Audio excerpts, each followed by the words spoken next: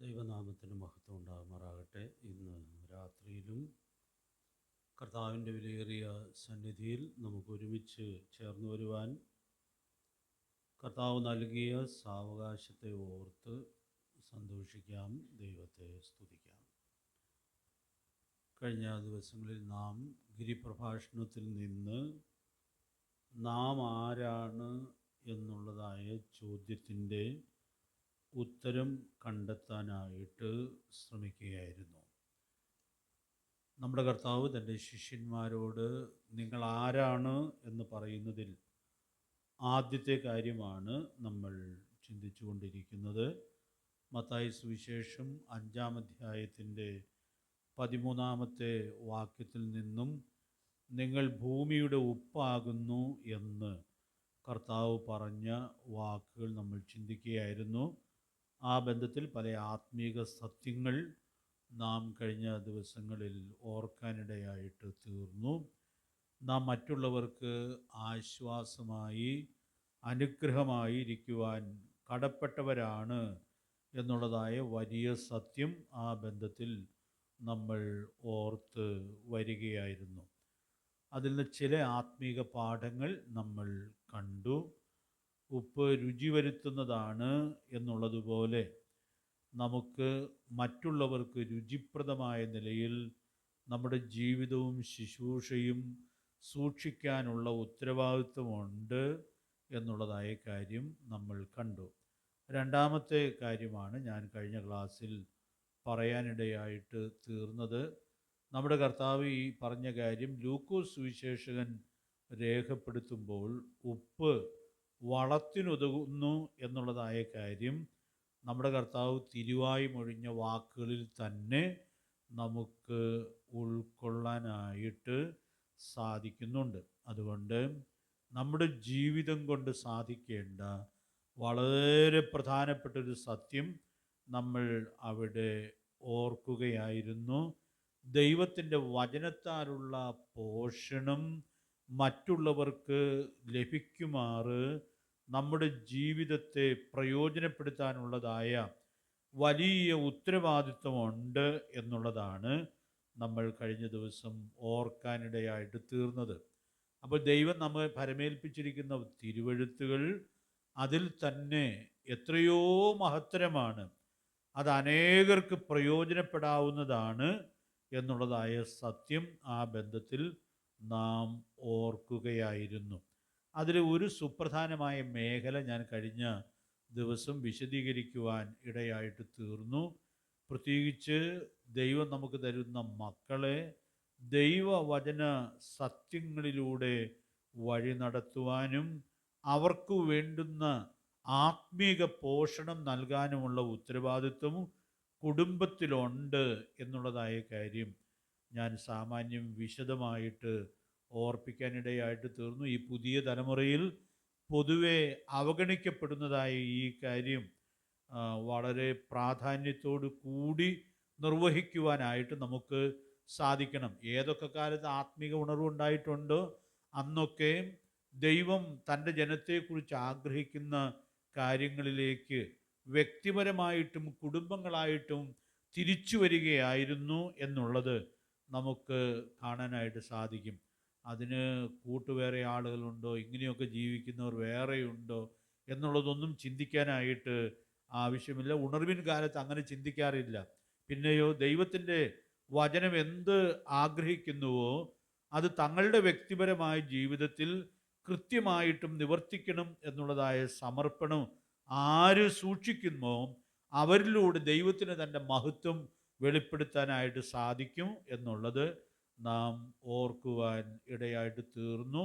ഈ ദിവസങ്ങൾ നമ്മൾ ആവർത്തന പുസ്തകമൊക്കെ പഠിച്ചപ്പോൾ ആവർത്തിച്ച് കാണാനിടയായിട്ട് തീർന്നതുപോലെ ആ ഉത്തരവാദിത്വം വിശ്വസ്തമായി നിർവഹിക്കുവാൻ ദൈവാത്മാവ് നമ്മെ സഹായിക്കട്ടെ. അതിന് രണ്ടാം തലത്തിലേക്ക് കഴിഞ്ഞ ക്ലാസ്സിൽ നമ്മൾ പ്രവേശിച്ചായിരുന്നു. 2 തിമോഥെയോസ് 3-ാം അധ്യായത്തിൻ്റെ 10-11 വാക്യങ്ങൾ നമ്മൾ വായിക്കുമ്പോൾ നമ്മുടെ വ്യക്തിപരമായ ജീവിതത്തിൽ മറ്റുള്ളവർക്ക് എങ്ങനെ ആത്മീക പോഷണം നൽകുമാറ് ജീവിക്കാനായിട്ട് സാധിക്കും എന്നുള്ളതിൻ്റെ വളരെ മനോഹരമായിട്ടൊരു മാതൃക അപ്പോസ്തലനായ പൗലോസിൽ നമുക്ക് കാണുവാനായിട്ട് സാധിക്കുന്നുണ്ട്. അവിടെ നമ്മൾ ആദ്യം ചിന്തിച്ച കാര്യവും നമുക്ക് ചേർത്ത് ഓർക്കുവാനായിട്ട് സാധിക്കും. തിമോത്തിയോസ് ഒരർത്ഥത്തിൽ ഇരട്ടി അനുഗ്രഹം കിട്ടിയ ആളാണ് എന്ന് പറയാം.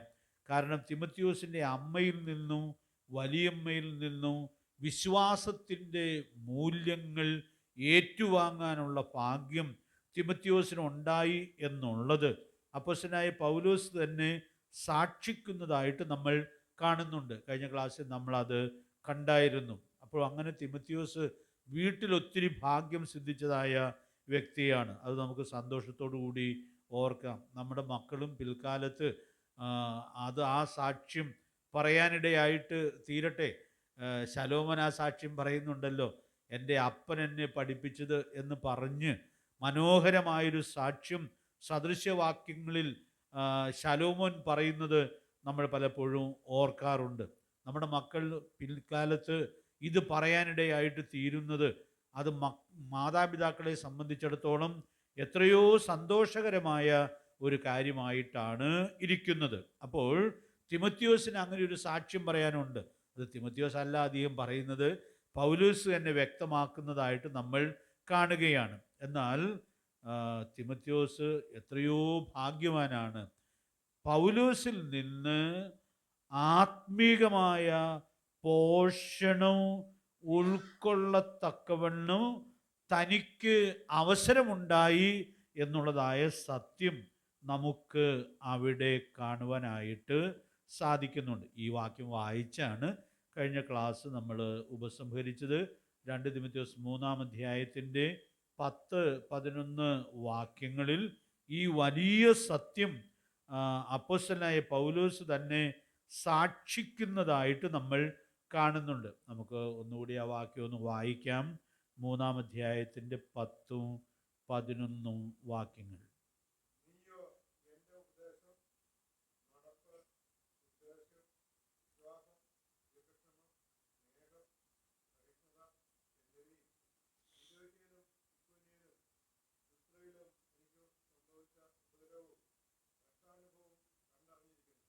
അപ്പോൾ അവിടെ ഈ വാക്യങ്ങളിൽ പൗലോസ് തന്നെ പറയുന്ന വളരെ മനോഹരമായൊരു സത്യമാണ് നമുക്ക് കാണുവാനായിട്ട് സാധിക്കുന്നത്.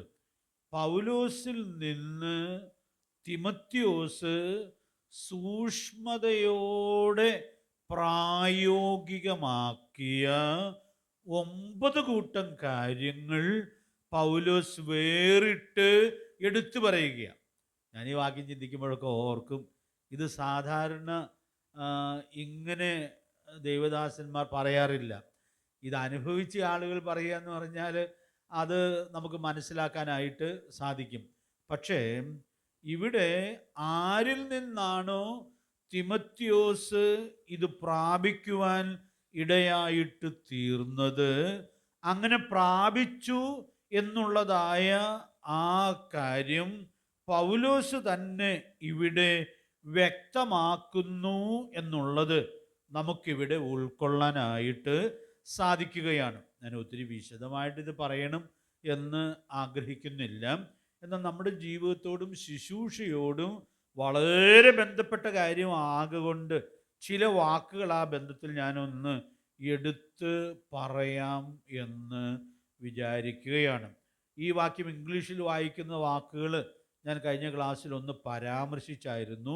U have carefully followed my doctrine, manner of life, purpose, faith, long suffering, love, perseverance, persecutions. ഇങ്ങനെ ആ കാര്യങ്ങൾ എത്രയോ കൃത്യമായിട്ടാണ് അവിടെ രേഖപ്പെടുത്തുന്നത്. അപ്പോൾ അവിടെ നമ്മൾ വളരെ ശ്രദ്ധിക്കേണ്ട ഒരു മനോഹരമായ വാക്കുണ്ട്. കഴിഞ്ഞ ക്ലാസ്സിൽ ഞാനത് പറഞ്ഞതാണ്. തിമോത്തിയോസ് ഇങ്ങനെ അലസമായിട്ട് ഈ സത്യങ്ങൾ പൗലോസിൽ നിന്ന് മനസ്സിലാക്കിയതല്ല. അവിടെ തിമോത്തിയോസ് പുലർത്തിയ സൂക്ഷ്മത ആ ദൈവത്തിൻ്റെ ദാസൻ എത്രയോ വ്യക്തമായിട്ട് പറയുകയാണ്. നീ സൂക്ഷ്മതയോടെ ഈ കാര്യങ്ങൾ പിൻപറ്റിയിരിക്കുന്നു എന്നുള്ളത് ഇവിടെ എടുത്തു പറയുന്നതായി നമ്മൾ കാണുന്നുണ്ട്. അപ്പം അതുകൊണ്ട് നമുക്കിവിടെ ഒരു വലിയ പാഠമുണ്ട്. മറ്റുള്ളവരിൽ നിന്നുള്ള മനോഹരമായ മാതൃകകൾ സൂക്ഷ്മതയോടെ ഏറ്റെടുക്കാനായിട്ട് സാധിക്കണം. മറുവശത്ത് മറ്റുള്ളവർക്ക് സൂക്ഷ്മതയോടെ അനുകരിക്കുവാൻ കഴിയുന്ന മാതൃകകളായിട്ട് നമ്മുടെ ജീവിതം ഇരിക്കുന്നു എന്നുള്ളത് അതിസൂക്ഷ്മതയോടെ ഉറപ്പുവരുത്തുവാനായിട്ട് സാധിക്കണം. 1 തിമോഥെയോസ് 4-ാം അധ്യായത്തിൻ്റെ 12-ാമത്തെ വാക്യത്തിൽ തിമോഥെയോസിന് പൗലോസ് അപ്പോസ്തലൻ കൊടുക്കുന്നൊരു പ്രബോധനം ഇതിൻ്റെ മറുവശമാണ്. വാക്കിലും നടപ്പിലും സ്നേഹത്തിലും വിശ്വാസത്തിലും നിർമ്മലതയിലും നീ വിശ്വാസികൾക്ക് മാതൃകയായിരിക്കണം എന്നുള്ളതായ കാര്യം ആ വാക്യത്തിൽ പ്രബോധിപ്പിക്കുന്നതായി നമ്മൾ കാണുന്നുണ്ട്. അപ്പോൾ അവിടെ നമ്മുടെ എല്ലാവരുടെയും ഉത്തരവാദിത്വമാണ്. ആരും അതിൽ ഒഴിവുണ്ട് എന്ന് ഞാൻ വിചാരിക്കുന്നില്ല. പൗലോസിനെയും തിമോഥെയോസിനെയും പോലെയുള്ള ആളുകൾ അതൊക്കെ നോക്കിയാൽ മതി എന്ന് നമ്മളാരും വിചാരിക്കരുത്. നമ്മൾ വളർത്തുന്ന മക്കൾ ഏറ്റവും ആദ്യം മാതൃക നോക്കുന്നത് തങ്ങളുടെ മാതാപിതാക്കളിലാണ്. അപ്പോൾ അതുകൊണ്ട് ഈ വലിയ സത്യം അതിൻ്റെ എല്ലാ ഗൗരവത്തിലും മനസ്സിലാക്കി മക്കളുടെ മുമ്പിൽ, കുടുംബാംഗങ്ങളുടെ മുമ്പിൽ മാതൃകയായിട്ട് വർത്തിക്കാനുള്ളതായ വലിയ ഉത്തരവാദിത്വം നമുക്കുണ്ട് എന്നുള്ളതായ സത്യം ഇവിടെ നമുക്ക് ഉൾക്കൊള്ളാനായിട്ട് സാധിക്കും. അപ്പോൾ നമ്മുടെ ജീവിതത്തെ അങ്ങനെ മാതൃകയാക്കി, അനുകരണീയമായ മാതൃകയാക്കി സൂക്ഷിക്കാൻ സാധിക്കട്ടെ. സഭാമൂപ്പന്മാരുടെ ഉത്തരവാദിത്വം പറയുമ്പോൾ കൂട്ടുമൂപ്പനായ പത്രോസ് നൽകുന്നൊരു പ്രബോധനം 1 പത്രോസ് 3-ാം അധ്യായത്തിൽ കാണുന്നുണ്ട്. 5-ാം അധ്യായത്തിൽ ഈ കാര്യം തന്നെ നമ്മൾ കാണുന്നുണ്ട്. ആട്ടിൻകൂട്ടത്തിന് മാതൃകകളായി തീർന്നുകൊണ്ട് അധ്യക്ഷത ചെയ്യുവിൻ. അതുകൊണ്ട് പ്രിയപ്പെട്ടവരെ, ഈ വലിയ സത്യത്തിൻ്റെ പ്രാധാന്യം നമുക്കിവിടെ വളരെ കൃത്യമായിട്ടും ഉൾക്കൊള്ളുവാനായിട്ട് സാധിക്കുന്നുണ്ട്. ദൈവത്തിൻ്റെ പരിശുദ്ധാത്മാവ് അതിനാവശ്യമായ ദൈവകൃപ നൽകട്ടെ. അപ്പോൾ നമ്മുടെ ജീവിതത്തിൽ നിന്ന് നമുക്ക് മാതൃക മറ്റുള്ളവർക്ക് കൊടുക്കാൻ സാധിക്കുന്നത് തന്നെ ഉപ്പ് മറ്റുള്ളവർക്ക് പ്രയോജനപ്പെടുന്നത് പോലെ നിശബ്ദമായി പ്രയോജനപ്പെടാനായിട്ട് സാധിക്കും. ഉപ്പ് മറ്റുള്ളവർക്ക് പ്രയോജനപ്പെടുന്ന ഒരു ശബ്ദം ഉണ്ടാക്കിയൊന്നും അല്ലല്ലോ, നിശബ്ദമായി പ്രയോജനപ്പെടുകയല്ലേ.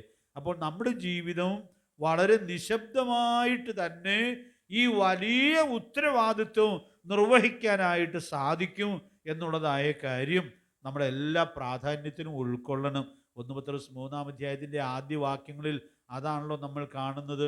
നിങ്ങളുടെ ഭയത്തോടു കൂടിയ നിർമ്മലമായ നടപ്പ് കണ്ടറിഞ്ഞ് വചനം കൂടാതെ നിങ്ങളുടെ നടപ്പിനാൽ ചേർന്നു വരുവാൻ ഇടയായിട്ട് തീരും എന്നുള്ളത് നിശബ്ദമായിട്ട് സാധിക്കാവുന്ന ഈ വലിയ അനുഗ്രഹമായിട്ടാണ് ഇരിക്കുന്നത്. ദൈവത്തിൻ്റെ പരിശുദ്ധാത്മാവ് നമുക്ക് ധാരാളം ദൈവകൃപ നൽകട്ടെ. ഞാൻ ഈ 9 കാര്യങ്ങളിലൂടെ അതിൻ്റെ ഒരു ഔട്ട്ലൈൻ ഒന്ന് പറഞ്ഞ് പോകാം എന്ന് ആഗ്രഹിക്കുന്നു. ആദ്യം പൗലോസ് പറയുന്നത്, നീ എൻ്റെ ഉപദേശത്തെ സൂക്ഷ്മതയോടെ പിൻപറ്റി. ഇവിടെ ഞാനൊന്ന് തിരിച്ചു പറയാനായിട്ട് ശ്രമിക്കുകയാണ്.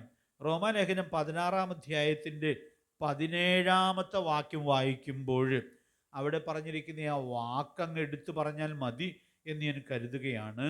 നിങ്ങൾ പഠിച്ച ഉപദേശത്തിന് വിപരീതമായ എന്നൊരു പ്രയോഗം നമ്മൾ അവിടെ കാണുന്നുണ്ട്. അപ്പോൾ ഇവിടെ നമ്മൾ കാണുന്ന ഒരു മനോഹരമായിട്ടുള്ളതായ സത്യം, അവരെ ചില ഉപദേശ സത്യങ്ങൾ പഠിപ്പിച്ചിട്ടുണ്ട്. ആ പഠിപ്പിച്ചിട്ടുള്ളതിൽ നിന്ന് വ്യതിചലിക്കാൻ പാടില്ല എന്നുള്ളതായ വിലപ്പെട്ട സത്യം നമുക്കിവിടെ ഉൾക്കൊള്ളുവാനായിട്ട് സാധിക്കുകയാണ്. അപ്പം അതുകൊണ്ട് പ്രിയപ്പെട്ടവരെ, ആ പ്രയോഗം അതിൽ തന്നെ വളരെ മനോഹരമാണ്. ഇനി മറ്റ് വിശദാംശങ്ങളിലേക്ക് ഞാൻ പോകുന്നില്ല. പ്രവൃത്തി 20-ാം അധ്യായത്തിൽ ഈ പൗലോസ് തന്നെ എഫെസോസിൽ നിന്ന് വിളിക്കപ്പെട്ട മൂപ്പന്മാരോട് സംസാരിക്കുമ്പോൾ താൻ പോയ ശേഷം ആട്ടിൻകൂട്ടത്തെ ആദരിക്കാത്ത കൊടിയ ചെന്നായ്ക്കൾ നിങ്ങളുടെ ഇടയിൽ കടക്കുമെന്നും അവർ വിപരീത ഉപദേശം പ്രസ്താവിക്കും എന്നുള്ളതായ അതിശക്തമായ മുന്നറിയിപ്പ് നൽകുന്നതായിട്ട് നമ്മൾ കാണുന്നുണ്ട്. അപ്പം ഞാനിവിടെ പറയാൻ ശ്രമിക്കുന്ന കാര്യം, തിമോത്തിയോസ് പൗലോസ് പഠിപ്പിച്ച ആ ഉപദേശ രൂപത്തെ വളരെ കൃത്യമായി സൂക്ഷിച്ചിരുന്നു എന്നുള്ളതായ സത്യം നമുക്കിവിടെ ഉൾക്കൊള്ളാനായിട്ട് കഴിയുക. അപ്പം അതുകൊണ്ട് ഞാൻ ഇവിടെ ഒരു റെഫറൻസ് കൂടി പൗലോസ് അപ്പോസ്തലൻ എഴുതിയ വാക്കുകൂടി ചേർത്ത് പറയുകയാണ്. 1 കൊരിന്ത്യർ 4-ാം അധ്യായത്തിൻ്റെ ആദ്യത്തെ 2 വാക്യങ്ങൾ വായിക്കുമ്പോൾ, ഒന്ന് വായിച്ചേക്കാം ആ വാക്യം. 1 കൊരിന്ത്യർ 4-ാം അധ്യായത്തിൻ്റെ ആദ്യത്തെ 2 വാക്യങ്ങൾ വായിക്കുമ്പോൾ നമുക്ക് എല്ലാവർക്കുമുള്ള വളരെ വിലപ്പെട്ടതായൊരു ഉത്തരവാദിത്വം നമുക്ക് കാണുവാനായിട്ട് സാധിക്കുന്നുണ്ട്. 1-ഉം 2-ഉം വാക്യങ്ങൾ.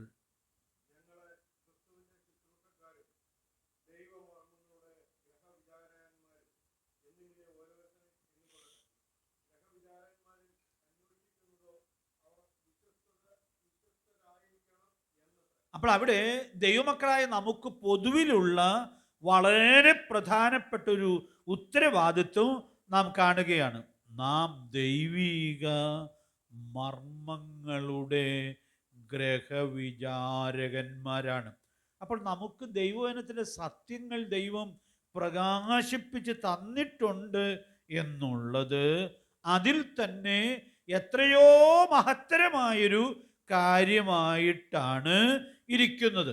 അതുകൊണ്ട് പ്രിയപ്പെട്ടവരെ, നമുക്ക് ആ ദൈവിക മർമ്മങ്ങളെ വിശ്വസ്തയോടുകൂടി സൂക്ഷിക്കാനുള്ള ഉത്തരവാദിത്വം ഉണ്ട് എന്നുള്ളത് നമുക്കിവിടെ ഉൾക്കൊള്ളാം. അപ്പം അവിടെ നാം കാണുന്നൊരു കാര്യം, പൗലോസ് സൂക്ഷിച്ചതായ ആ വിശ്വസ്തയോടെ സൂക്ഷിച്ച ദൈവിക മർമ്മങ്ങൾ തിമോത്തിയോസ് അതുപോലെ തന്നെ ഏറ്റെടുത്ത് സൂക്ഷിക്കുന്നു എന്നുള്ളത് നമുക്ക് ഇവിടെ ഉൾക്കൊള്ളുവാനായിട്ട് സാധിക്കുന്നുണ്ട്. ദൈവാത്മാവ് അതിനാവശ്യമായ ദൈവകൃപ നമുക്ക് നൽകട്ടെ. അപ്പോൾ പൊതുവിൽ ഉൾക്കൊള്ളാവുന്ന ഒരു വലിയ സത്യമാണിത്.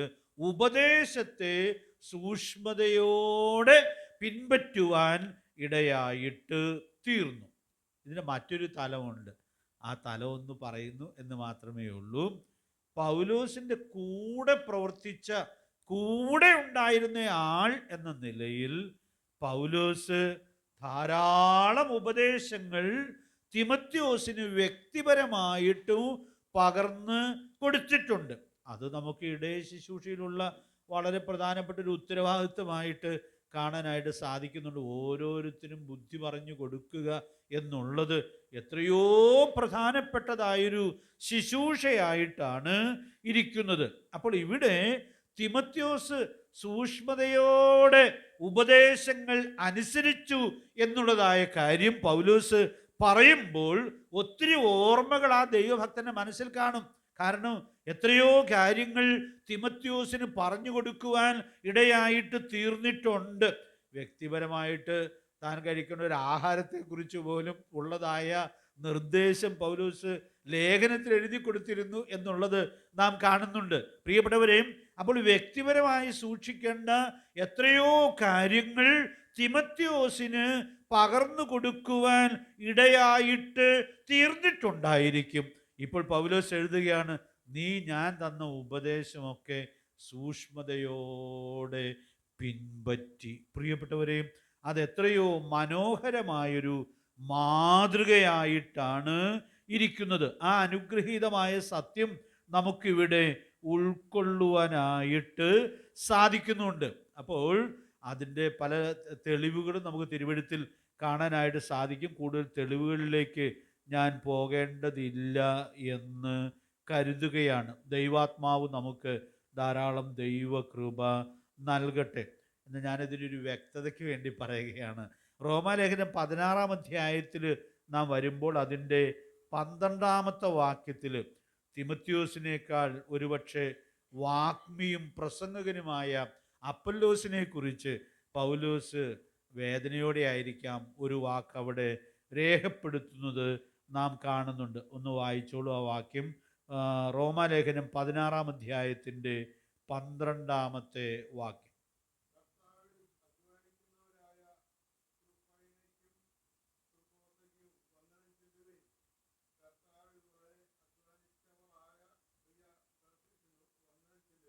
ഞാൻ പറഞ്ഞ റെഫറൻസ് മാറിപ്പോയല്ലോ. 1 കൊരിന്ത്യർ 16-ാം അധ്യായത്തിൻ്റെ 12 വായിക്കാമോ?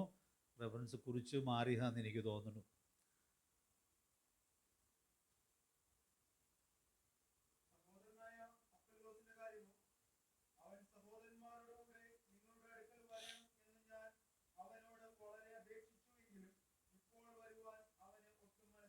ഞാൻ വളരെ അതിശയത്തോടെ ഓർക്കുന്നതായൊരു വാക്യമാണിത്. അപ്പോൾ അപ്പല്ലോസിനോട് കേവലം ഒരു ഉപദേശം പറഞ്ഞതല്ല, പിന്നെ പൗലോസ് അവിടെ ഉപയോഗിക്കുന്ന വാക്കുകൾ നിങ്ങൾ ശ്രദ്ധിച്ചു.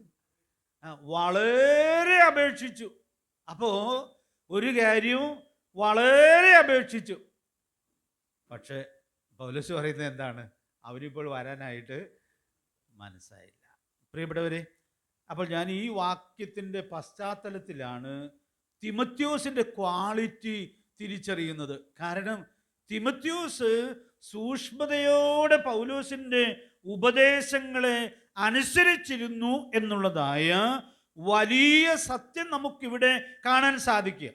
അപ്പോൾ ഈ വാക്യം തിമത്യോസിനെ കുറിച്ച് എഴുതുമ്പോൾ എന്തൊരു സന്തോഷത്തോടു കൂടിയായിരിക്കണം തിമത്യോസിനെ കുറിച്ച് പൗലോസ് ഇത് രേഖപ്പെടുത്തുവാൻ ഇടയായിട്ട് തീരുന്നത്. അപ്പോൾ ഞാനിവിടെ ഓർപ്പിക്കാൻ ആഗ്രഹിക്കുന്നതായ കാര്യം, വളരെ സൂക്ഷ്മതയോടെ പൗലോസിൻ്റെ ഉപദേശത്തെ തിമത്യോസ് പിൻപറ്റി എന്നുള്ളത് വളരെ അനുഗ്രഹീതമായി ആ ദൈവദാസൻ്റെ മനസ്സിനെ തണുപ്പിച്ച, ആശ്വസിപ്പിച്ച കാര്യമായിട്ടിരിക്കുന്നു എന്നുള്ളത് നമുക്കിവിടെ ഉൾക്കൊള്ളുവാനായിട്ട് സാധിക്കുന്നുണ്ട്. ദൈവാത്മാവ് നമ്മെ സഹായിക്കട്ടെ. രണ്ടാമത് അവിടെ പറഞ്ഞിരിക്കുന്നത് നാം നേരത്തെ വാക്യം ചിന്തിച്ചിട്ടുണ്ട്, അപ്പം അതുകൊണ്ട് ഒത്തിരി വിശദീകരണത്തിലേക്ക് ഞാൻ പോകേണ്ടതില്ല എന്ന് കരുതുകയാണ്. 9 കൂട്ടം കാര്യങ്ങൾ. രണ്ടാമത്തേത് അതാണ്. വാക്യം നോക്കണമല്ലേ? നടപ്പ് നീ സൂക്ഷ്മതയോടെ പിൻപറ്റിയിരിക്കുന്നു. ഇംഗ്ലീഷിൽ ബൈബിളിൽ നമ്മൾ വായിക്കുന്നത് കുറച്ചുകൂടി അർത്ഥവ്യക്തത നമുക്ക് തരുന്നതാണ്, മാനർ ഓഫ് ലൈഫ്. അപ്പോൾ ഈ നടപ്പും മാനർ ഓഫ് ലൈഫും തമ്മിലുള്ളൊരു വ്യത്യാസം എന്ന് പറഞ്ഞാൽ, പ്രിയപ്പെട്ടവരെ, പൗലോസിൻ്റെ ജീവിതശൈലി തിമത്യോസ് അതുപോലെ പിൻപറ്റുകയാണ്. ഞാനിതിൻ്റെ വിശദാംശങ്ങളിലേക്ക് ഇന്ന് രാത്രി പോകുന്നില്ല. ഇന്ന് ഈ സോഷ്യൽ മീഡിയയിലൊക്കെ സുവിശേഷ വിഹിത കൂട്ടങ്ങൾ ആക്ഷേപിക്കപ്പെടുന്നതിൻ്റെ വളരെ പ്രധാനപ്പെട്ട ഒരു കാരണം ഇതിൽ ശുശ്രൂഷ ചെയ്യുന്ന ആളുകളുടെ വളരെ തെറ്റായിട്ടുള്ള ജീവിതശൈലിയാണ്.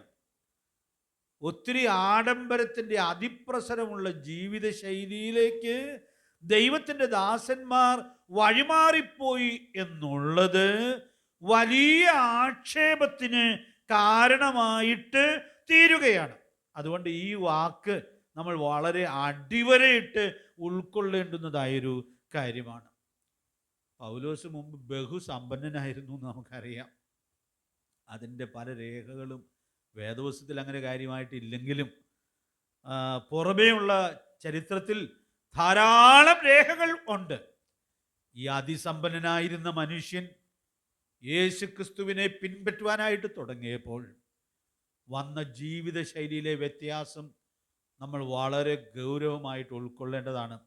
കഴിഞ്ഞ 20 നൂറ്റാണ്ടുകളായിട്ട് ലോകത്തോട് സംസാരിക്കുന്ന ജീവിതമാണ് പൗലോസിൻ്റെ ജീവിതം.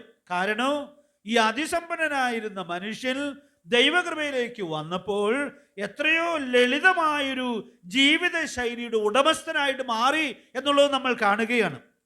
തടവിൽ കിടക്കുമ്പോൾ തണുപ്പ് സഹിക്കാൻ വയ്യാത്തതുകൊണ്ട് തിമോഥെയോസിന് എഴുതുകയാണ്, നീ വരുമ്പോൾ ആ പുതപ്പും കൂടി ഒന്ന് കൊണ്ടുവരണം. പ്രിയപ്പെട്ടവരെ, എന്തോ ഒരു ലളിതമായ ജീവിത സാഹചര്യത്തിലാണ് ആ ദൈവത്തിൻ്റെ ദാസൻ കഴിഞ്ഞുകൊടുവാൻ ഇടയായിട്ട് തീർന്നത് എന്നുള്ളതായ വലിയ സത്യം നമുക്കിവിടെ ഉൾക്കൊള്ളുവാനായിട്ട് സാധിക്കുകയാണ്. എന്തുകൊണ്ടാണ് ഈ ശൈലി മാറിയത്? തൻ്റെ ഗുരുനാഥൻ്റെ ശൈലി അതായിരുന്നു. സകലത്തിൻ്റെയും സൃഷ്ടിതാവായവൻ ഈ ഭൂമിയിലേക്ക് വന്നപ്പോൾ എന്തോ ഒരു ലളിതമായിട്ടുള്ള ജീവിതശൈലിയിലാണ് നമ്മുടെ കർത്താവിടെ പാർക്കുവാൻ ഇടയായിട്ട് തീർന്നത്. ഞാനത് വിശദീകരിക്കേണ്ട ആവശ്യമില്ലല്ലോ. നാം സുവിശേഷങ്ങളിലൊക്കെ എത്ര മനോഹരമായിട്ടത് വായിക്കുവാൻ ഇടയായിട്ട് തീരുന്നുണ്ട്. ലോകത്തിൻ്റെ ചരിത്രത്തിൽ നമ്മുടെ ഗുരുനാഥൻ്റെ മഹത്വം അതാണ്. കാരണം ഇന്നും ലോകത്തെ അത്ഭുതപ്പെടുത്തുന്നതായ കാര്യമായിട്ടാണ് ഇരിക്കുന്നത്. നമ്മുടെ കർത്താവ് തൻ്റെ ജനനത്തിൽ, തൻ്റെ ജീവിതത്തിൽ ഒക്കെ എത്രയോ ലാളിത്യത്തോടു കൂടിയാണ് ജീവിക്കുവാൻ ഇടയായിട്ട് തീർന്നത്. ഇപ്പോൾ കർത്താവിനെ പിൻപറ്റാനായിട്ട് തുടങ്ങിയപ്പോൾ, കർത്താവിൻ്റെ കർത്തൃത്വം ഏറ്റെടുത്തപ്പോൾ ഈ ദൈവദാസനിൽ വന്നതായ വലിയ രൂപാന്തരം നമ്മൾ കാണുകയാണ്. ഇപ്പോൾ തിമോഥെയോസ് ആ പൗലോസിനെ സൂക്ഷ്മതയോടെ നിരീക്ഷിച്ച് ആ ജീവിതശൈലി അനുകരിക്കുന്നു എന്നുള്ളത് പൗലോസിനെ എത്രയോ സന്തോഷിപ്പിക്കുന്ന ഘടകമായിട്ട് ഇരിക്കുന്നു. അതുകൊണ്ട് ഞാൻ ഇന്ന് രാത്രിയിൽ ഓർപ്പിക്കട്ടെ, നമ്മുടെ ജീവിതശൈലി വളരെ കൃത്യമായും നമ്മുടെ ഗുരുനാഥൻ്റേതാണ് എന്നുള്ളത് സൂക്ഷ്മതയോട് കൂടി ഉറപ്പാക്കാനായിട്ട് നമുക്ക് സാധിക്കട്ടെ. ഞാനതിൻ്റെ വിശദാംശങ്ങളിലേക്ക് ഒത്തിരി പോകേണ്ട ആവശ്യം ഇല്ല എന്ന് കരുതുന്നു. കർത്താവ് നമ്മെ സഹായിക്കട്ടെ. മൂന്നാമത് ലിസ്റ്റിൽ നാം കാണുന്നത്, എൻ്റെ ഉദ്ദേശം നീ സൂക്ഷ്മതയോടെ പിൻപറ്റി എന്നുള്ളത് നമ്മൾ കാണുകയാണ്. ഉദ്ദേശം, പർപ്പസ്. അപ്പോൾ പൗലോസ് ജീവിക്കുമ്പോൾ പൗലോസിൻ്റെ മുമ്പിൽ വളരെ കൃത്യമായ ഒരു ലക്ഷ്യമുണ്ടായിരുന്നു. ആ ലക്ഷ്യത്തിൻ്റെ നിവൃത്തിക്ക് വേണ്ടിയാണ് ആ ദൈവദാസൻ ജീവിക്കുവാൻ ഇടയായിട്ട് തീർന്നത്. ഒരു റെഫറൻസ് ഒന്ന് കുടിച്ചിട്ടാൽ മതി, വാക്യം നമുക്കറിയാവുന്നതാണ്. 1 കൊരിന്ത്യർ 10-ാം അധ്യായത്തിൻ്റെ 31-ാമത്തെ വാക്യത്തിൽ അപ്പോസ്തലനായ പൗലോസിന് പ്രബോധനം കൊടുക്കുന്നുണ്ട്. തിന്നാലും കുടിച്ചാലും എന്ത് ചെയ്താലും ലക്ഷ്യം എന്തായിരിക്കണം? കർത്താവിൻ്റെ നാമത്തിൻ്റെ മഹത്വമായിരിക്കണം ലക്ഷ്യം.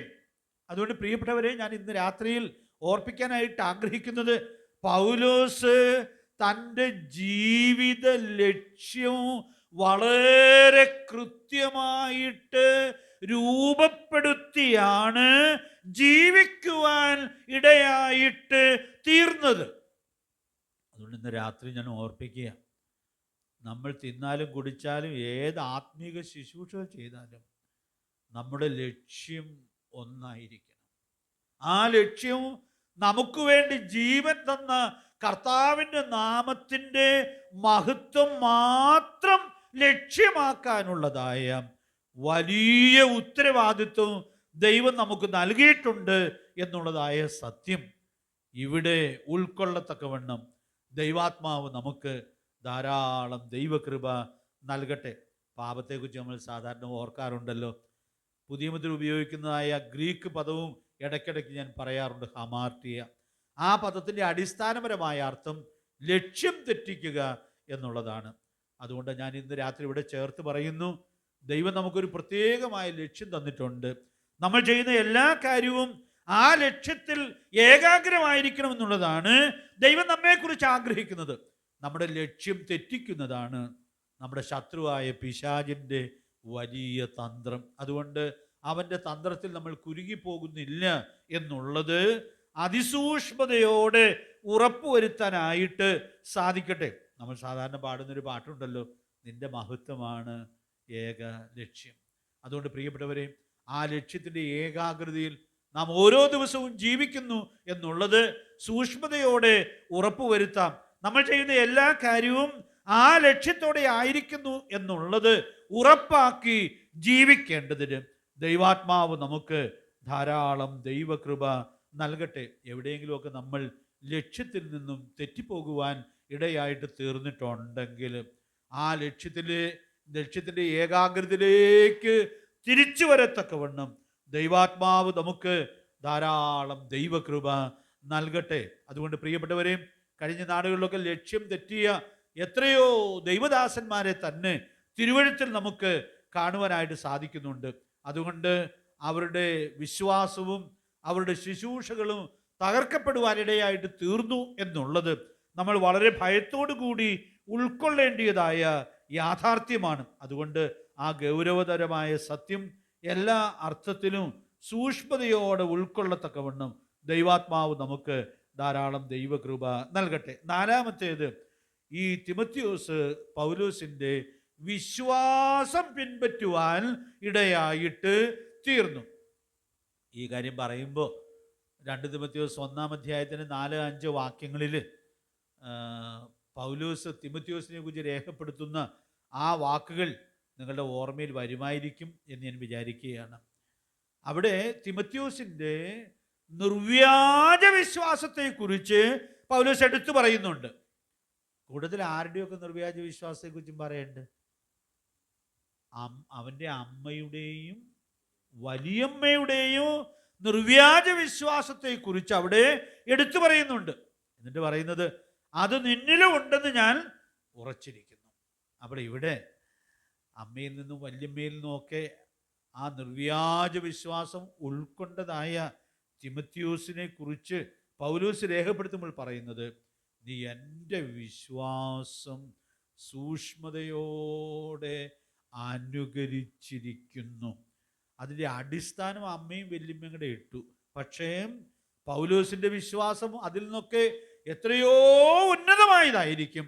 അപ്പോൾ ആ വിശ്വാസം ഏറ്റെടുക്കത്തക്കവണ്ണം തിമോത്തിയോസിന് ഭാഗ്യമുണ്ടായി എന്നുള്ളതായ അനുഗ്രഹീതമായ സത്യം നമുക്ക് ഇവിടെ ഉൾക്കൊള്ളുവാനായിട്ട് സാധിക്കുന്നുണ്ട്. എബ്രായ ലേഖനം 13-ാം അധ്യായത്തിൻ്റെ പ്രസിദ്ധമായ വാക്യം നമുക്കിവിടെ ഒന്ന് വായിച്ചു പോകാം എന്ന് ഞാൻ വിചാരിക്കുന്നു. 13-ാം അധ്യായത്തിൻ്റെ 7-ാമത്തെ വാക്യം ഒന്ന് വായിച്ചോളൂ.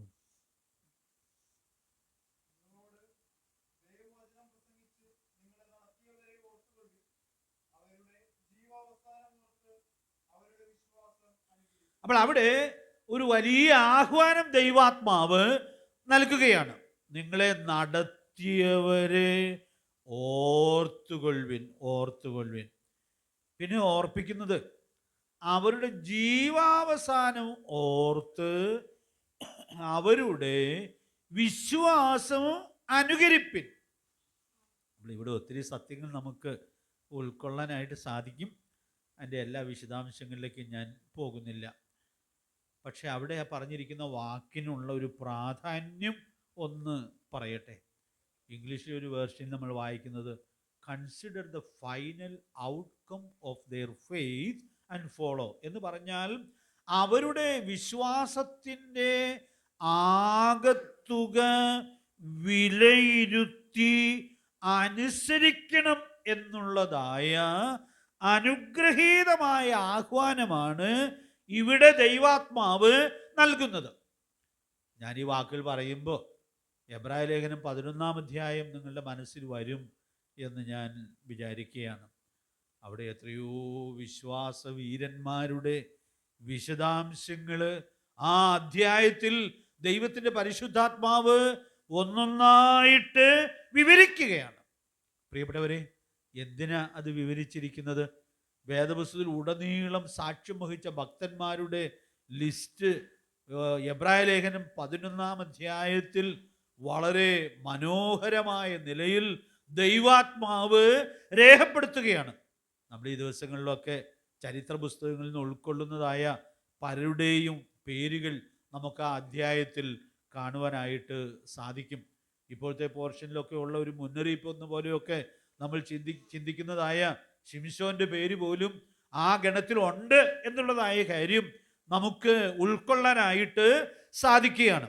ഞാൻ ഇന്ന് രാത്രി ഓർപ്പിക്കട്ടെ, നാം സൂക്ഷിക്കുന്ന വിശ്വാസം അത് മറ്റുള്ളവർക്ക് അനുകരണീയമായിരിക്കുന്നു എന്നുള്ളത് സൂക്ഷ്മതയോടെ ഉറപ്പുവരുത്തുവാനായിട്ട് സാധിക്കണം. അപ്പോൾ വിശ്വാസം മറ്റുള്ളവർക്ക് അനുകരണീയമാണ് എന്നുള്ളതിനാൽ വിശ്വാസപരമായ കാര്യങ്ങളിൽ വരുന്ന വീഴ്ചകൾ അത് മാതൃകാരഹിതമായി തീരുകയും മറ്റുള്ളവർക്ക് ഇടർച്ചയായി തീരുകയും ചെയ്യും എന്നുള്ളതായ വലിയ അപകട സൂചന ഏറ്റവും ഗൗരവമായി ഇവിടെ ഉൾക്കൊള്ളാനായിട്ട് സാധിക്കട്ടെ. ഞാനിന്ന് രാത്രി ഇങ്ങനെ ഓർപ്പിക്കുകയാണ്, നാം സൂക്ഷിക്കുന്ന വിശ്വാസത്തിൻ്റെ മൂല്യം നമ്മെ ശ്രദ്ധിക്കുന്നവർക്ക് സൂക്ഷ്മതയോടെ അനുകരിക്കുവാൻ കഴിയുന്നതായിരിക്കുന്നു എന്നുള്ളത് നമുക്ക് ഉറപ്പുവരുത്തുവാനായിട്ട് സാധിക്കട്ടെ. ഇപ്പോൾ തിമോത്തിയോസിനെ കുറിച്ച് പൗലോസ് രേഖപ്പെടുത്തുകയാണ്, നീ എൻ്റെ വിശ്വാസം സൂക്ഷ്മതയോടെ അനുകരിച്ചിരിക്കുന്നു. ഇതിൻ്റെ ഉദാഹരണങ്ങളിലേക്ക് പോകേണ്ട ആവശ്യമില്ല എന്ന് ഞാൻ വിചാരിക്കുന്നു. 5-6 വാക്യങ്ങൾ കാര്യങ്ങൾ ഞാൻ ഒരുമിച്ച് പറയാം എന്ന് ആഗ്രഹിക്കുകയാണ്. 5-6 കാര്യങ്ങൾ ഏതൊക്കെയാണ്? നമ്മുടെ വാക്യത്തിലെ 5-6 കാര്യങ്ങൾ ദീർഘക്ഷമയും സ്നേഹവും നമുക്ക് ഇവിടെ കാണാനായിട്ട് കഴിയുക. ഇനി 7 മുതലുള്ള കാര്യങ്ങൾ ഞാൻ ഒരുമിച്ച് പിന്നെ പറയാം. അപ്പോൾ ഇവിടെ ഇത് രണ്ടും കൂടെ ഞാൻ ചേർത്ത് പറയാം എന്ന് ആഗ്രഹിച്ചത്, ഈ 2 സൽഗുണങ്ങൾ ഒരുമിച്ച് സാക്ഷ്യം വഹിക്കപ്പെടേണ്ടുന്ന സൽഗുണങ്ങളാണ്.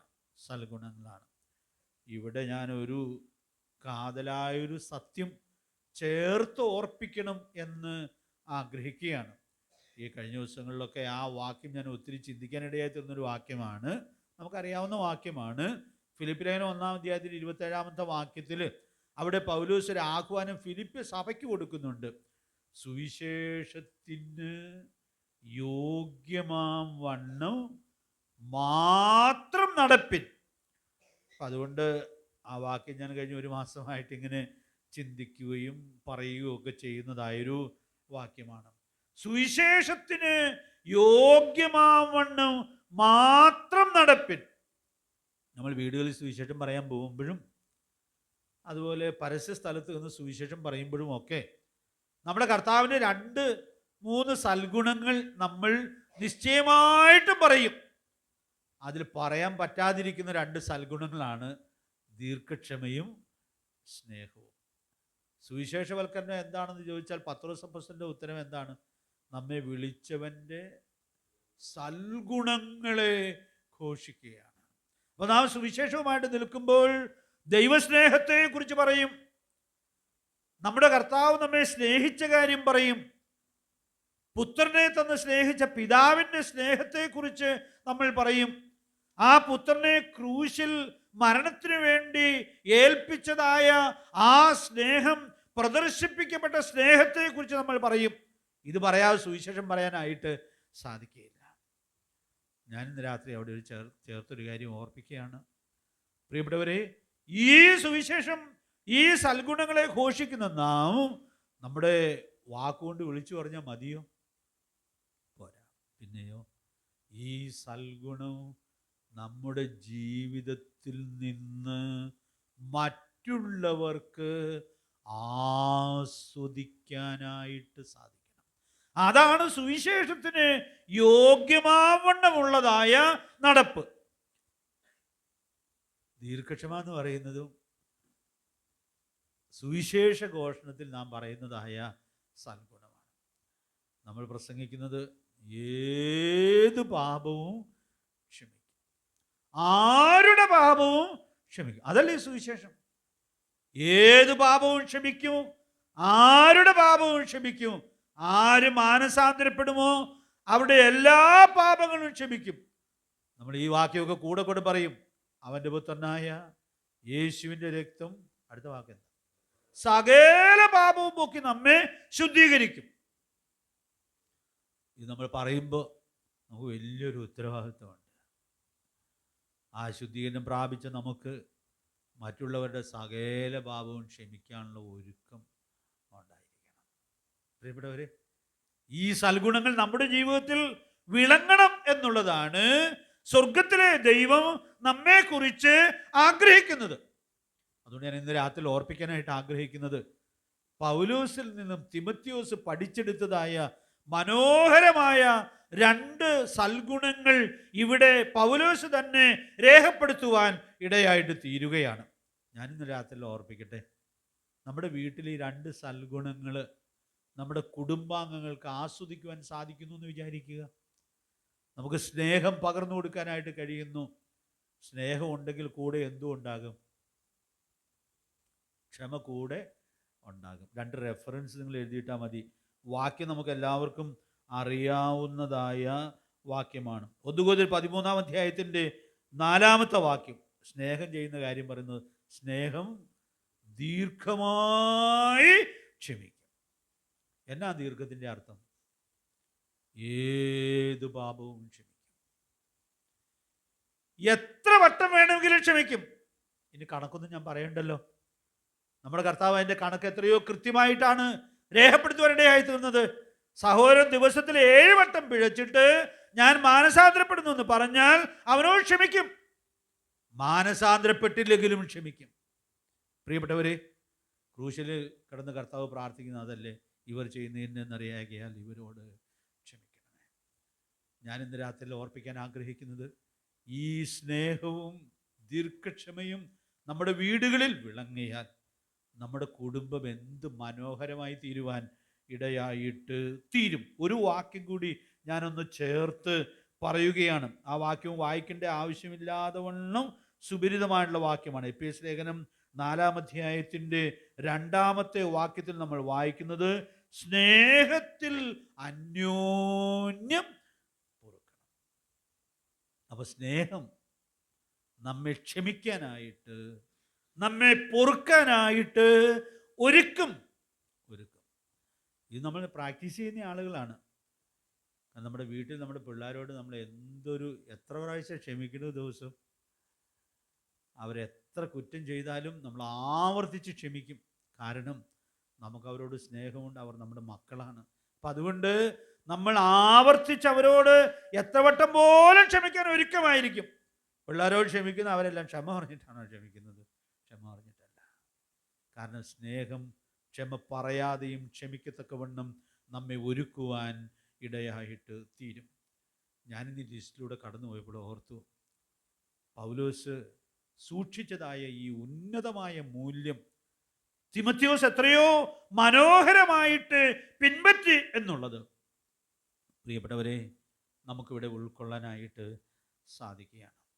ഈ സ്നേഹവും ദീർഘക്ഷമയൊക്കെ നമ്മുടെ വീട്ടിൽ പോരല്ലോ, നമ്മുടെ സഭയിലും അത് വേണമെന്നാണ് കർത്താവ് ആഗ്രഹിക്കുന്നത്. മാളികയിലെ പ്രസംഗത്തിൽ കർത്താവ് പഠിപ്പിച്ച, ആവർത്തിച്ച് കൽപ്പിച്ചൊരു കൽപ്പനയുണ്ട്, ഞാൻ നിങ്ങളെ സ്നേഹിച്ചതുപോലെ നിങ്ങളും തമ്മിൽ സ്നേഹിക്കണം. അപ്പോൾ ഒരു സഭയിൽ അന്യോന്യം സ്നേഹിക്കാനും അന്യോന്യം ക്ഷമിക്കാനും വിജയകരമായി സാധിച്ചാൽ പ്രിയപ്പെട്ടവരെ, അവിടെ എഫേസ്യർ 4-3 വാക്യം അന്വർത്ഥമാകും. വാക്യം നമുക്കറിയാമല്ലോ, ആത്മാവിൻ്റെ ഐക്യത സമാധാന മധ്യത്തിൽ സൂക്ഷിക്കപ്പെടും. അതുകൊണ്ട് സുവിശേഷത്തിൻ്റെ ഈ സൽഗുണത്തിൻ്റെ മൂല്യത്തിൽ നിന്ന് നമ്മൾ വ്യതിചലിച്ചു പോയതാണ് നമ്മുടെ അനേക ക്ഷീണത്തിനും കാരണമായിട്ട് തീർന്നിട്ടുള്ളത്. അതുകൊണ്ട് ഈ വലിയ ഉൾക്കാഴ്ച ഏറ്റെടുക്കത്തക്കവണ്ണം ദൈവാത്മാവ് നമ്മെ സഹായിക്കട്ടെ. സുവിശേഷത്തിനായിട്ട് ജീവിച്ച പൗലോസും തിമോത്തിയോസും ഒക്കെ ഈ വിഷയത്തിൽ എത്രയോ വലിയ ജയാളികളായിരുന്നു എന്നുള്ളതായ വലിയ സത്യം നമുക്കിവിടെ ഉൾക്കൊള്ളാനായിട്ട് സാധിക്കുകയാണ്. ഇനിയുള്ള 3 കാര്യങ്ങൾ ഞാൻ ഒരുമിച്ചങ്ങ് ചേർത്ത് പറയാം എന്ന് കരുതുകയാണ്. ഇനിയുള്ള 3 കാര്യങ്ങൾ സഹിഷ്ണുത, പിന്നെ ഉപദ്രവം, കഷ്ടാനുഭവം. നമുക്കറിയാം ഈ 3 കാര്യങ്ങൾ ചേർന്ന് പോകുന്നതാണ്. പൗലോസ് ഒത്തിരി ഉപദ്രവം ഏൽക്കുവാൻ ഇടയായിട്ട് തീർന്നിട്ടുണ്ട്. കഷ്ടാനുഭവങ്ങളിലൂടെ കടന്നുപോയിട്ടുണ്ട്. അത് ഈ 10-11 വാക്യങ്ങളിൽ പ്രത്യേകിച്ച് ചില സ്ഥലങ്ങളിൽ വെച്ചുണ്ടായതായ കഷ്ടങ്ങളും ഒക്കെ പ്രത്യേകിച്ചെടുത്ത് പറയുന്നതായിട്ട് കാണുന്നുണ്ട്. അപ്പോൾ ഈ കഷ്ടങ്ങളിലൂടെയൊക്കെ കടന്നു പോയപ്പോൾ പൗലോസ് ഇവിടെ എഴുതുക, നീ അതെല്ലാം സൂക്ഷ്മതയോടെ ഉൾക്കൊണ്ടിട്ടുണ്ട്.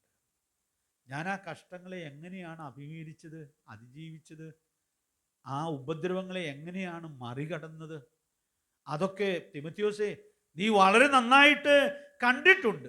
താൻ മരിച്ചു എന്ന് വിചാരിച്ചൊക്കെ ഇട്ടിട്ട് പോയ സാഹചര്യത്തിൽ നിന്ന് എഴുന്നേറ്റ് നിന്ന് എന്താ ദൈവമക്കളോട് പറഞ്ഞത്? നാം ഇങ്ങനെ അനേകം കഷ്ടങ്ങളിലൂടെ ദൈവരാജ്യത്തിൽ കടക്കേണ്ടതാകുന്നു. പ്രിയപ്പെട്ടവരെ, ഈ ദേവദാസൻ ഇപ്പോൾ പറയുക, നീ എന്നോട് കൂടെ ഉണ്ടായിരുന്ന ആളല്ലേ, അപ്പോൾ ആ കഷ്ടങ്ങളും ഉപദ്രവങ്ങളും ഒക്കെ ഞാൻ എങ്ങനെയാണ് അഭിമുഖീകരിച്ചതെന്നുള്ളതും അതിജീവിച്ചതെന്നുള്ളതും നിനക്ക് വളരെ നന്നായിട്ട് അറിയാമല്ലോ എന്നുള്ളതായ കാര്യം ഓർപ്പിക്കുകയാണ്. ഞാൻ അവിടെ ചേർത്ത് അതിന് മുമ്പുള്ള വാക്ക് എടുത്തു പറയണം എന്ന് ആഗ്രഹിക്കുകയാണ്. പൗലോസിൻ്റെ സഹിഷ്ണുത ഉപദ്രവത്തിൻ്റെയും കഷ്ടങ്ങളുടെയും വഴിയിൽ എന്തോ ഒരു സഹിഷ്ണുതയോടുകൂടിയാണ് ആ ദൈവഭക്തൻ ജീവിക്കുവാൻ ഇടയായിട്ട് തീർന്നത്. അത് തിമോത്തിയോസ് വളരെ അടുത്ത് നിന്ന് കണ്ടറിയുവാൻ ഇടയായിട്ട് തീർന്നിട്ടുണ്ട്. അതുകൊണ്ട് പ്രിയപ്പെട്ടവരെ, അവിടെ അത് പഠിച്ചു എന്നുള്ളത് തിമോത്തിയോസിൻ്റെ ജീവിതത്തിലെ എത്രയോ വലിയ അനുഗ്രഹമായിരുന്നു എന്നുള്ളതായ കാര്യം നമുക്കിവിടെ ഉൾക്കൊള്ളുവാനായിട്ട് സാധിക്കുകയാണ്. അതുകൊണ്ട് പൗലോസിൽ നിന്നും തിമോത്തിയോസിൽ നിന്നും ഒക്കെ ഈ അനുഗ്രഹീതമായ പാഠങ്ങൾ നമുക്കും സൂക്ഷ്മതയോടെ പഠിച്ചെടുത്ത് പ്രായോഗികമാക്കി ജീവിക്കുവാനായിട്ട് സാധിക്കണം. നമുക്ക് നല്ല പരിചയമുള്ളൊരു വാക്യം ഞാനിവിടെ ചേർത്ത് പറഞ്ഞ് അവസാനിപ്പിക്കട്ടെ. 1 കൊരിന്ത്യർ 4-ാം അധ്യായത്തിൻ്റെ 12-ാമത്തെ വാക്യത്തിൽ പൗലോസിൻ്റെ ഇപ്പോഴത്തെ ജീവിതശൈലി പറയുന്നുണ്ട്. സ്വന്തം കൈയാൽ വേല ചെയ്ത് അധ്വാനിക്കുന്നു, ശകാരം കേട്ടിട്ട് ആശീർവദിക്കുന്നു, ഉപദ്രവം ഏറ്റിട്ട് സഹിക്കുന്നു, ദൂഷണം കേട്ടിട്ട് നല്ല വാക്ക് പറയുന്നു. നമ്മൾ നേരത്തെ ഈ വാക്യം ഈ പഠനത്തിൽ തന്നെ ചിന്തിച്ചാണ്, അതുകൊണ്ട് ഞാനത് വിശദീകരിക്കേണ്ട ആവശ്യമില്ല എന്ന് വിചാരിക്കുന്നു. പൗലോസിൽ വന്ന വലിയ രൂപാന്തരം അടുത്തു നിന്ന് നോക്കിക്കണ്ട തിമോത്തിയോസ് ഈ വഴി വളരെ കൃത്യമായിട്ട് പിൻപറ്റുകയാണ്. 2 തിമോത്തിയോസ് 2-ാം അധ്യായത്തിൽ 24-ാമത്തെ വാക്യം അവിടെ എഴുതിയിട്ടുള്ളൂ. കർത്താവിൻ്റെ ദാസൻ ശണ്ടയിടാതെ എല്ലാവരോടും ശാന്തനും ഉപദേശിപ്പാൻ സമർത്ഥനും. അടുത്ത വാക്ക് നിങ്ങൾക്കൊന്ന് പറയാമോ? ദോഷം സഹിക്കുന്നവനും ആയിരിക്കണം. അതുകൊണ്ട് പ്രിയപ്പെട്ടവരെ, ക്രിസ്തീയ ശുശ്രൂഷ, ക്രിസ്തീയ ജീവിതം വിജയകരമായിട്ട് നിർവഹിക്കണമെന്ന് വരികിൽ കർത്താവിൻ്റെ ദാസൻ, കർത്താവ് ഈ കഷ്ടങ്ങളിലൂടെ എല്ലാം കടന്നുപോയ ഗുരുനാഥനാണ്. കർത്താവിൻ്റെ കാൽച്ചൂടിൽ പിൻപറ്റുന്ന നാമും ഈ വഴിയിലൂടെ പോകേണ്ടുന്നവരാണ്. അതുകൊണ്ട് പ്രിയപ്പെട്ടവരെ, ഈ വലിയ ഉൾക്കാഴ്ച ഉൾക്കൊള്ളത്തക്കവണ്ണം ദൈവാത്മാവ് നമ്മെ സഹായിക്കട്ടെ. ഞാനിന്ന് രാത്രി ഇങ്ങനെ അവസാനിപ്പിക്കട്ടെ. ഈ പൗലോസിൻ്റെ ജീവിതമല്ലേ തിമോത്തിയോസിനെ വളർത്തുവാൻ ഇടയായിട്ട് തീർന്നത്. തിമോത്തിയോസിന് നല്ല വളമായിട്ട് പൗലോസ് ആയിരുന്നു എന്നുള്ളതായ വലിയ സത്യം നാം ഇവിടെ കാണുകയാണ്. തിമോത്തിയോസിനുണ്ടായ രൂപാന്തരം എനിക്കൊന്ന് പറയണമെന്നുണ്ടായിരുന്നു, പക്ഷെ ഇവിടെ അവസാനിപ്പിക്കണമല്ലോ. കർത്താവ് നമ്മെ സഹായിക്കട്ടെ. പൗലോസിനെ പോലെ ജീവിച്ച് സാക്ഷ്യം വഹിച്ച ആ ക്രിസ്തു ഭക്തൻ്റെ വിജയം പൗലോസ് ഉപ്പായിരിക്കേണ്ടതുപോലെ ആയിരുന്നതിൻ്റെ വിജയമായിരുന്നു എന്നുള്ളത് നമുക്ക് ഉൾക്കൊള്ളാനായിട്ട് സാധിക്കുക. അതുകൊണ്ട് നാം ഭൂമിയുടെ ഉപ്പായിരിക്കുമ്പോൾ നമ്മെ കൊണ്ട് മറ്റുള്ളവർ വളരുന്നു എന്നുള്ളത് വളരെ സൂക്ഷ്മതയോടെ ഉറപ്പ് വരുത്താം. പൗലോസ് പറയുന്നുള്ളൂ, ഞാനോ അല്ല, യോഹന്നൻ പറഞ്ഞല്ലേ അത്, ഞാനോ കുറയണം, അവൻ വളരണം. ഉപ്പിനെ കുറിച്ച് സാധാരണ പറയുമല്ലോ, ഉപ്പ് ഉപയോഗപ്പെടുമ്പോൾ അങ്ങ് അരിഞ്ഞ് ഇല്ലാതാകാം. അത് നമ്മൾ സാധാരണ കാണുന്നതായൊരു കാര്യമാണ്. അതുകൊണ്ട് പ്രിയപ്പെട്ടവരെ, നമ്മുടെ ജീവിതത്തെ ഈ വലിയ ഉൾക്കാഴ്ചയിൽ സൂക്ഷിക്കത്തക്കവണ്ണം ദൈവത്തിൻ്റെ പരിശുദ്ധാത്മാവ് നമുക്ക് കൃപ നൽകട്ടെ.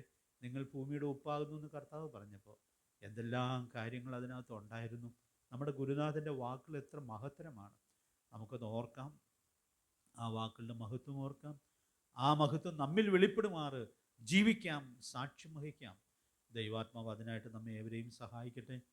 കർത്താവിൻ്റെ വിലയേറിയ നാമം വാഴ്ത്തപ്പെടും.